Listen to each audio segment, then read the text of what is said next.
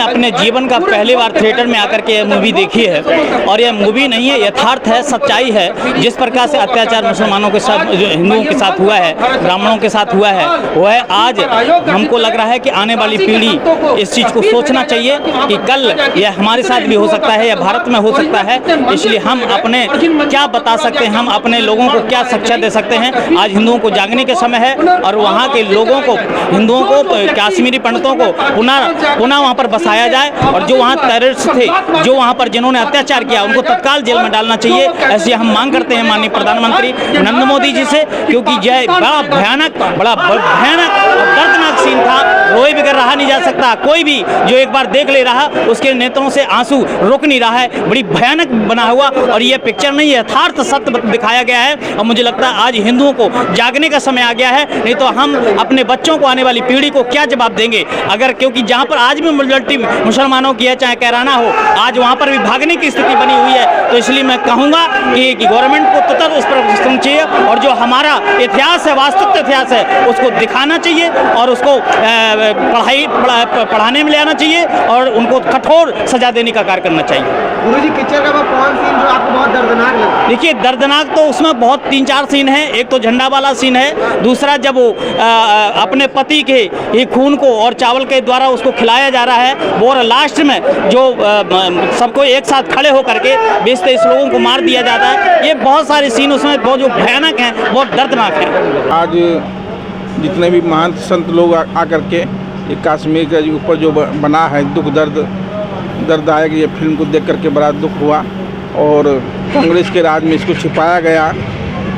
और मैं शासन प्रशासन से मांग करता हूँ कि वहाँ से जल्द बाहर किया जाए, हिंदुओं को वहाँ बसाया जाए और जितने भी मंदिर वहाँ पर टूटे हैं उनको भी निर्माण कराया जाए और वहाँ पर हिंदू पंडितों को भी वहाँ पर बसाने का काम किया जाए। अच्छा गुरुजी, इस फिल्म में जो दिखाया गया है कि हिंदुत्व के प्रति काफ़ी ज़्यादा हत्या और ये सब चीज़ें हो रही थी, तो क्या लगता है ये सारी घटना हुआ था तो हाँ। अभी कितना बदलाव हुआ है? नहीं, उसमें तो सारी घटना सब उसी प्रकार का है जो दिखाया गया है और यहाँ पर जो है सब जो है अभी शासन प्रशासन मांग करते हैं वर्तमान में, जो वर्तमान में यही मांग करते हैं कि वहाँ पर हिंदुओं को बसाया जाए, जो भी वहाँ से निकले हुए हैं उनको पुनः वहाँ स्थापित किया जाए। और इस फिल्म के प्रति जो टिप्पणी आ रही है कि नहीं चलाना चाहिए, बैन कर देना, नहीं, लोगों के लिए आप क्या समझते हैं? बहुत ज़रूरी है। आज के नवयुवकों को इस चीज़ को देखना चाहिए, देख करके ये उनके अंदर में हिंदुत्व की प्रति भावना और राष्ट्र के प्रति भावना जागृत होता है, इसलिए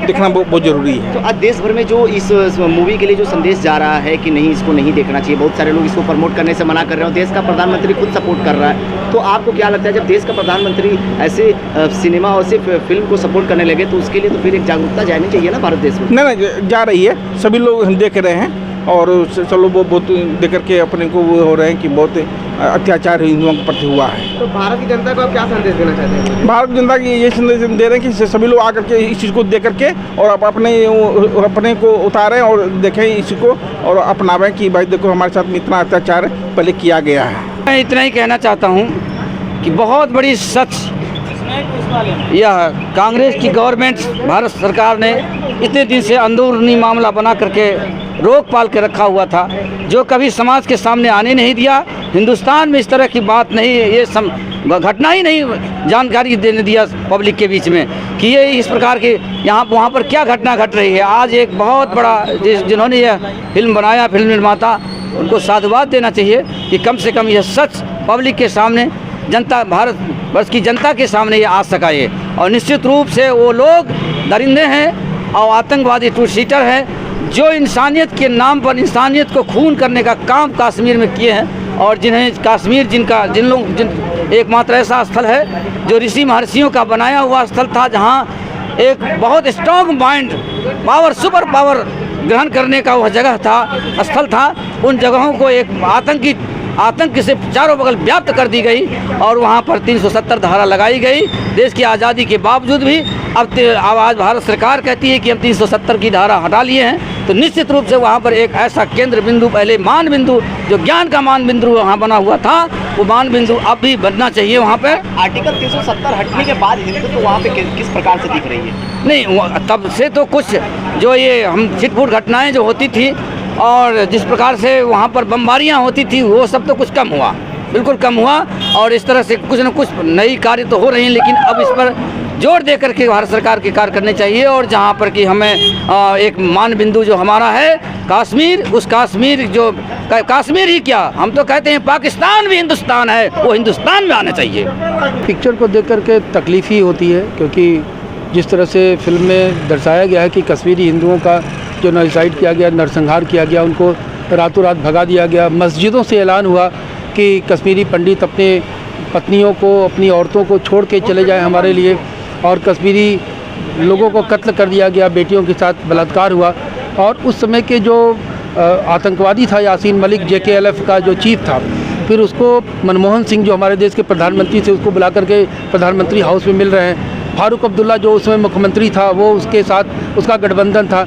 तो मैं तो भारत सरकार से मांग करूंगा कि मनमोहन सिंह पर तत्काल मुकदमा दर्ज किया जाए, फारूक अब्दुल्ला पर किया जाए, महबूबा मुफ्ती पर किया जाए, और जितने लोग आज आंसू बहा रहे हैं कि वहाँ पर कश्मीरी जो पंडितों की फिल्म है प्रमोट नहीं होने देंगे, वो देश के गद्दार हैं। और वो उस समय नारा लगता था कि कश्मीर बनेगा पाकिस्तान। हम आज यह नारा देते हैं कि पाकिस्तान बनेगा हिंदुस्तान, और पाकिस्तान के जल्द ही आने वाले 2-3 सालों में टुकड़े होंगे और हर टुकड़े पर तिरंगा लहराएगा, यही हमारी कामना है। अच्छा गुरुजी, एक लोकप्रिय कॉमेडी शो चलता है कपिल शर्मा शो, उन्होंने भी इनकार कर दिया। कपिल शर्मा देश गद्दार है, उस पर FIR दर्ज होनी चाहिए, उसको गिरफ्तार किया जाना चाहिए। और काशी का संत समाज उसका बहिष्कार करेगा, सोनी TV चैनल का भी बहिष्कार करेगा, और तत्काल संत समाज की तरफ से राष्ट्रपति और प्रधानमंत्री और वहाँ के गृह मंत्री को चिट्ठी जा रही है, और उसके शो को बंद किया जाए, क्योंकि वो अश्लील शो दिखाता है और जो देश के द्रोही हैं और गद्दार हैं उनको बुला के अपने शो में उसको वो प्रमोट करता है। अच्छा, देश के प्रधानमंत्री नरेंद्र मोदी जी स्वयं इसको प्रमोट करने आ गए हैं। देखिए, देश के प्रधानमंत्री महान देशभक्त हैं और वो भारत देश के दुख दर्द में शामिल हैं,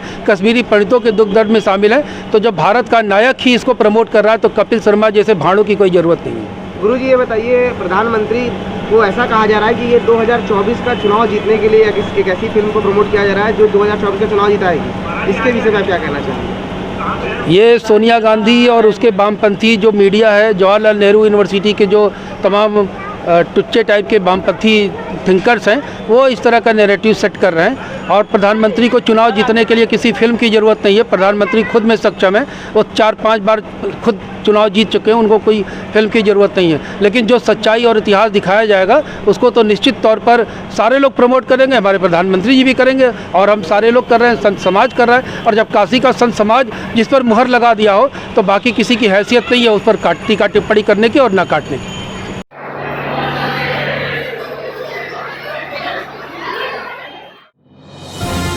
डिजिटल इंडिया का digital new platform live VNS पिछले 7 वर्षों से बनारस की सेवा में। पाइए बनारस के कोने कोने की खबर निष्पक्षता के साथ। लाइव VNS से बनारस की ताज़ा तरीन खबरों के लिए प्ले स्टोर से डाउनलोड कीजिए लाइव VNS ऐप या फॉलो कीजिए लाइव VNS को सोशल मीडिया पर।